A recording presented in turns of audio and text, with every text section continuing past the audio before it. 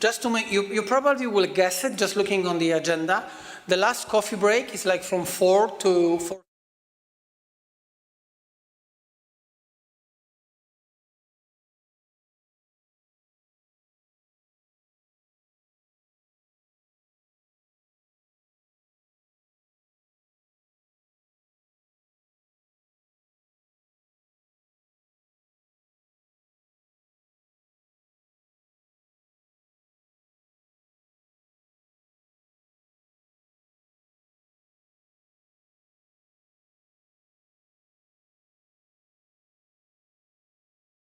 Now the policy keynote by Simone Rosini. Simone is a team leader for research at DG Employment, and he in the unit for fair and green and digital transition, so it fits very well with what we're doing in the project and with what you are researching.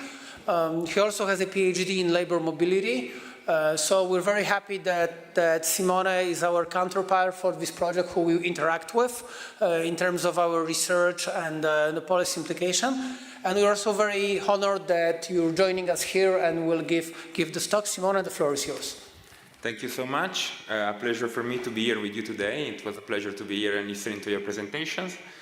Indeed, I'm a policy officer, I'm team leader at this unit of DG Employment, and it's Fair, Green and Digital Transitions, research, so I'm the research here.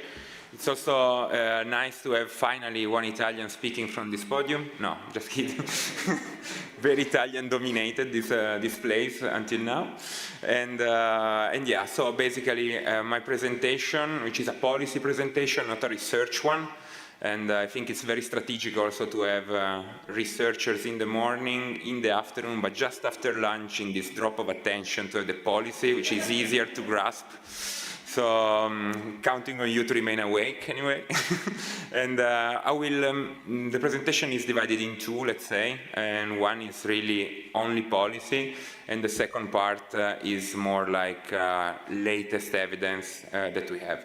Then obviously my work, my job is really to try to put these two elements, policy and research, together. So to try to come here and get as much information as possible to send to our colleagues working on skills and be like the trait d'union, the link between these two parts.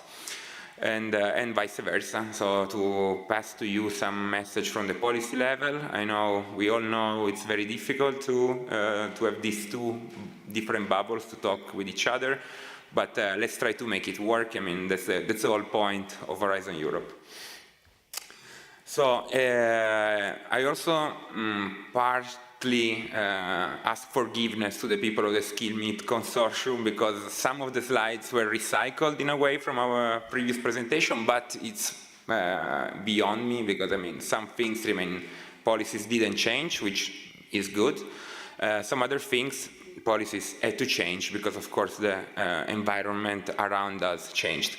So the policy context in terms of big priorities of the Commission changed between the first and the second mandate of President von der Leyen. I would say, like most of the time, it's a bit of a reshuffle. Green and digital were more spelled out in a way, but they are very present even in this mandate. There is this part on competitiveness, for instance, where both of these elements play a role. And then, like in the previous priorities, we have a priority which is pretty strongly focused on social, on employment, and on maintaining our social model, which is what we're trying to do also with SkiLMeeT.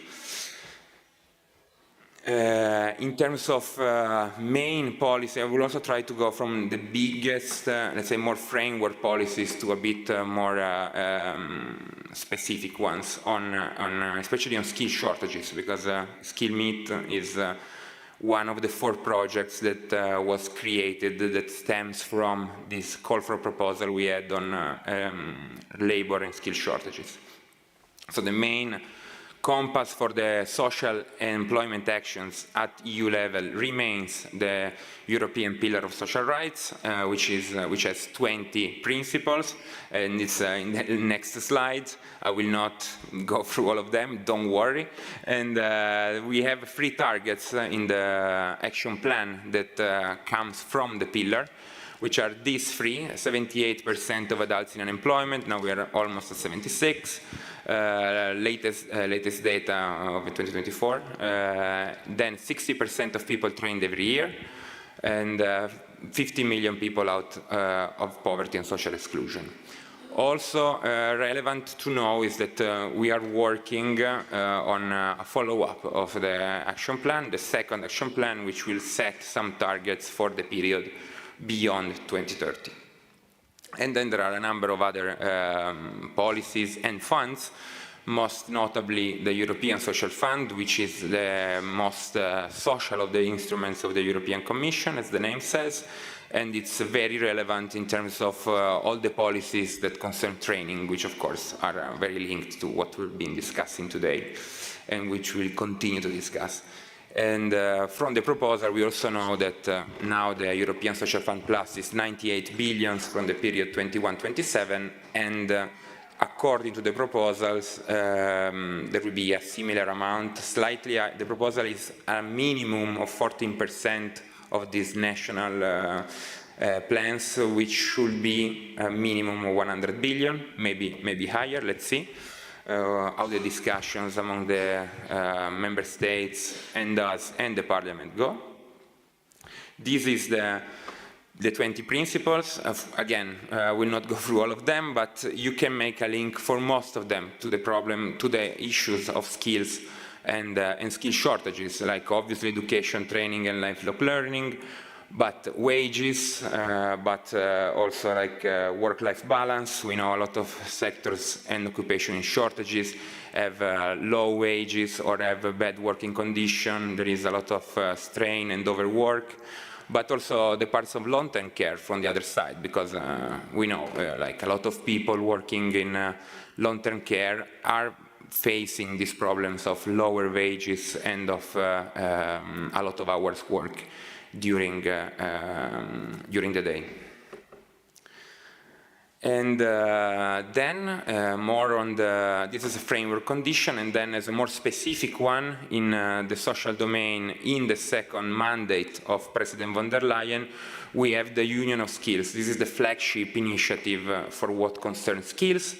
Also here I will mention a bit the challenges, and then the challenges that we wanted to face are these 3, the skill shortages and gaps in Europe. This I think it's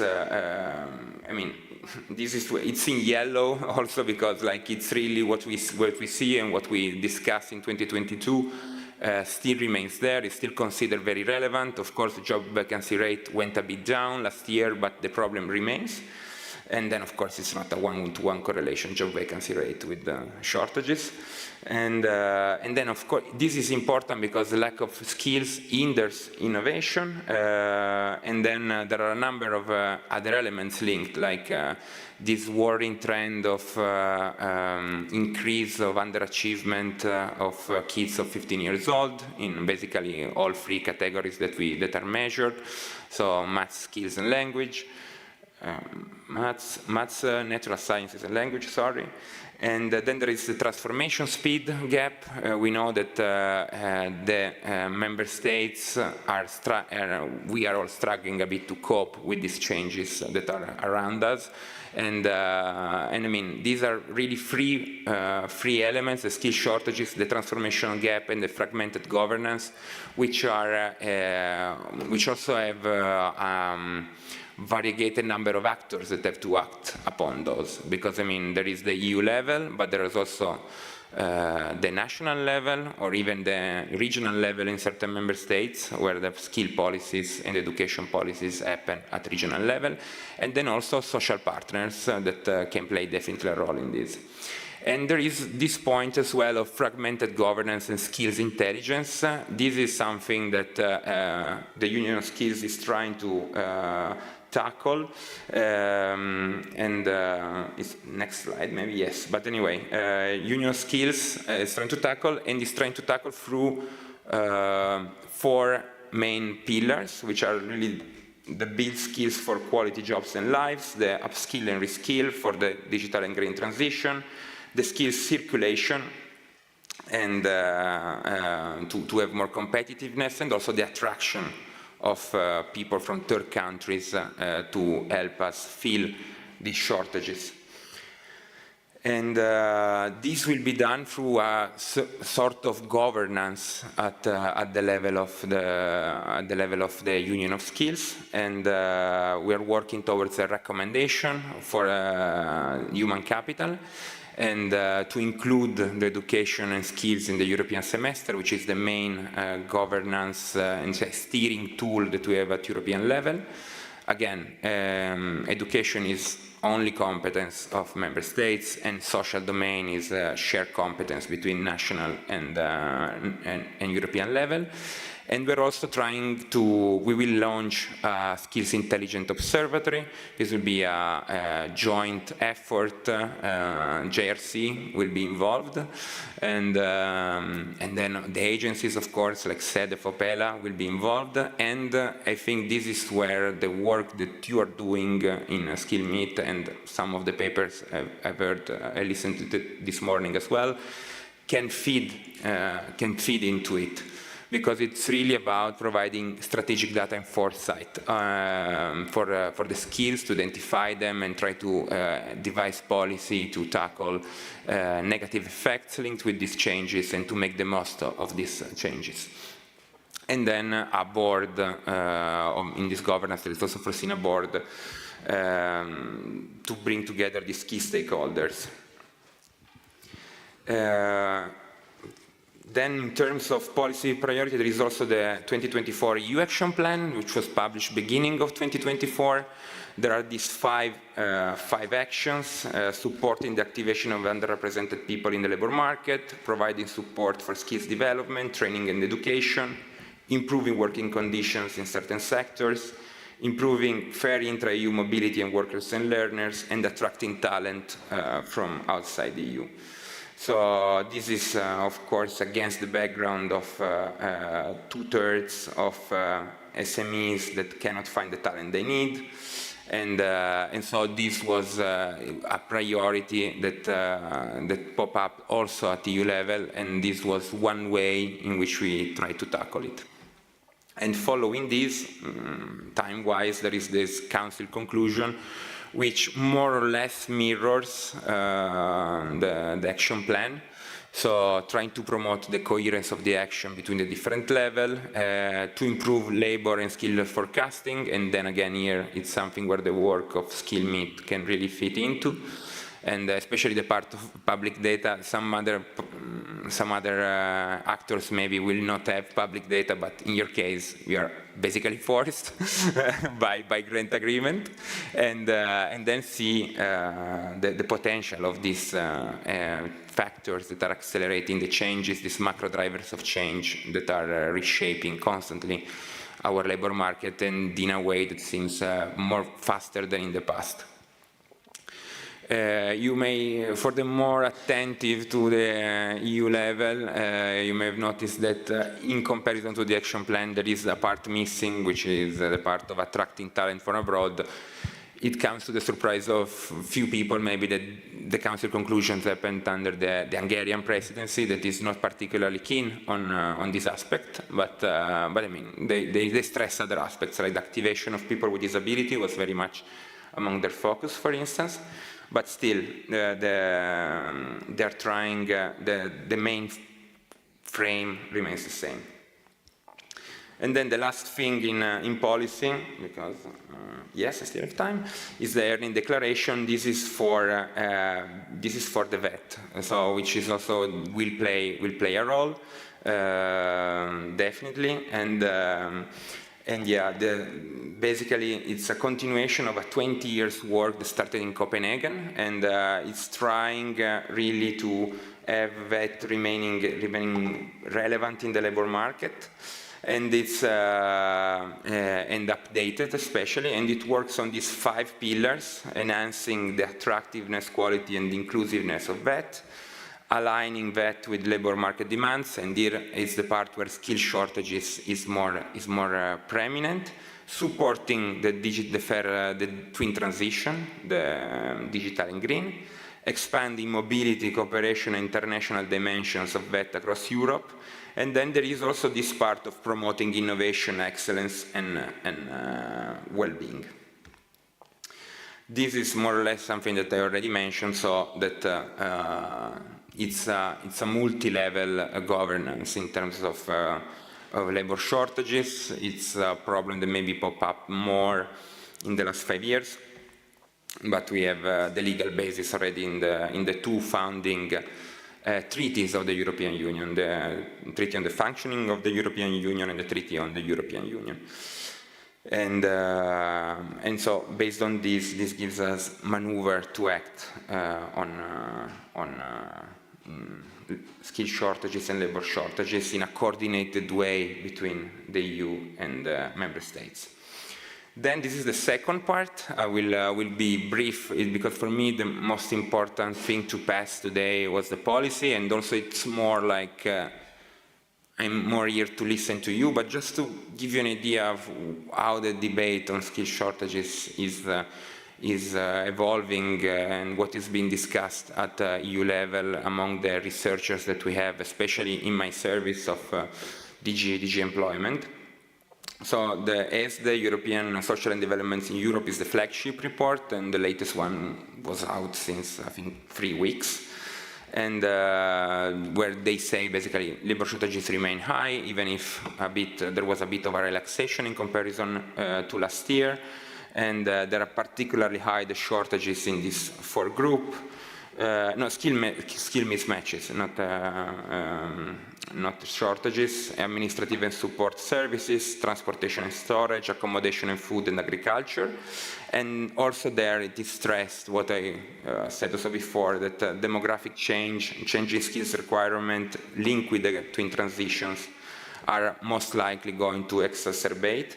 And I will spend a bit more on the demographic change because it's a very big item in the medium to long term. These are the most common shortage occupation. This is done by a European Labour Authority, so an agency of the European Union. And you can see like craft and related trade workers is the most common shortage occupation, measured as a number of member states which reported this type of shortage, followed by plant and machine operations and assemblers, professionals, and services and sales workers. And then going back to ESDE, this is really like where is the margin for maneuver? Because if we have to tackle with the demographic change, it's very important to activate people. As I said, now we are basically at almost within sight of the 78% employment rate target. So basically 1/5 of the population in working age is not working, a bit more. But 4/5 of these are composed by women, migrants, and younger people. And basically, the idea is to remain competitive with a decreasing labor force. It will be important to try to activate and make the most of this untapped potential. And this is a projection still by ESDE 2025. It's based on a model which is a macro model, this general equilibrium model. So I'm a microeconomist, so I'm basically trust my colleagues that are doing this. But yeah, basically in these scenarios, this is a scenario for 2050. And they are projecting, they put in the model, which is called labor market model, a shock of 9.6% more of people with tertiary education. And this is what they obtain. So an increase in participation rate, strong increase in employment rate, and a reduction in employment rate. This is with a very different structure of people. So there is an increase in employment rate, but there is a reduction in the number of people employed due to the different structures that what we have today and what we foresee and forecast for 2050. This is indeed with this shock of almost 10% more people with tertiary education. So if you, even with this 10% more, we will have a reduction of 13.5 million people working in the labor market in comparison to now. But without the shock, if you keep the level of education constant, the model projects 18.8 million people more. And in terms of GDP, with the shock of 10% more, you will have a decline of 1.1 GDP, which is really already something, considering it's a projection in 25 years. But this will be 9% with the current educational structure. And so yes, a lot to do, and I think this is the minimum that we have to do to keep the system afloat. And